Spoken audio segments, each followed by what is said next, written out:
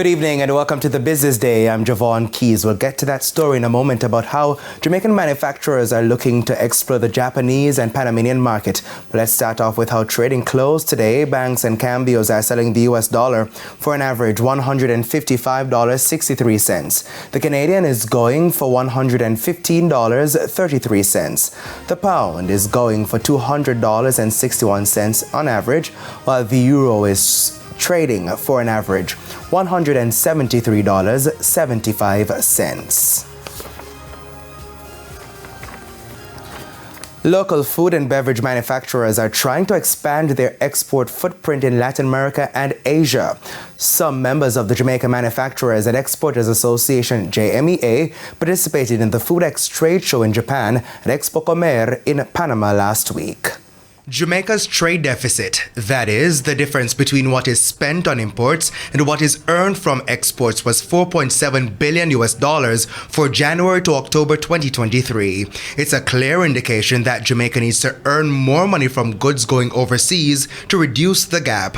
It is hoped that manufactured goods and beverages will be an important part of that. It's why local players are looking at new markets and expanding their current partnerships. FoodX, which is Asia's #1 food and beverage trade show, provides an unparalleled platform for our companies who are serious about entering the global market, not just the Japanese market actually, because this professional trade show has over 2,500 buyers, companies who have come together to showcase premium products into the lucrative Japanese and Asian market.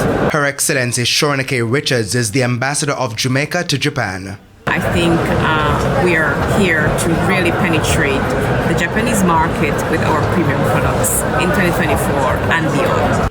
Walker's Wood, Mavis Bank Coffee, Separate and Jamaican Teas were participants in this year's FoodX. It's such a melting pot of all of the different countries. Everybody has been coming here and we wanted to showcase our wonderful products. I mean, Jamaica has so much to offer. We have our natural chocolates, we have ginger, we have so much abundance, and it hasn't gotten out into the world. And separately, it has a portfolio that fits in very nicely.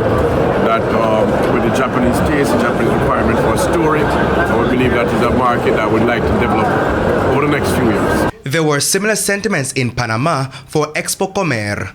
Pepsi-Cola Jamaica Bottling Company, P.A. Benjamin Manufacturing Company, Home Choice Enterprise and Caribbean Foods were there. I think we've had a lot of exposure. A lot of people don't realize that we have all these products in Jamaica.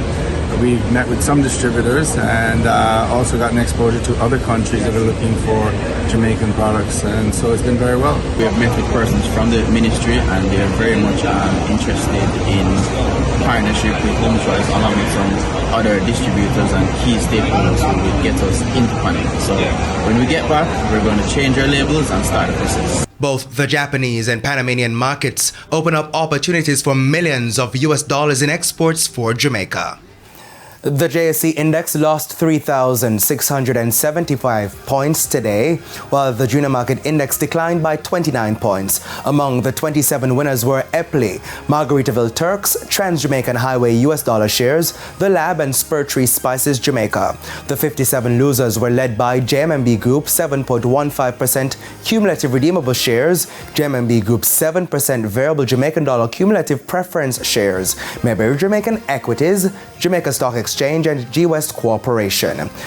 28 stocks closed the session, selling at the same price they started trading. And that's the Business Day. I'm Javon Keys. Good evening.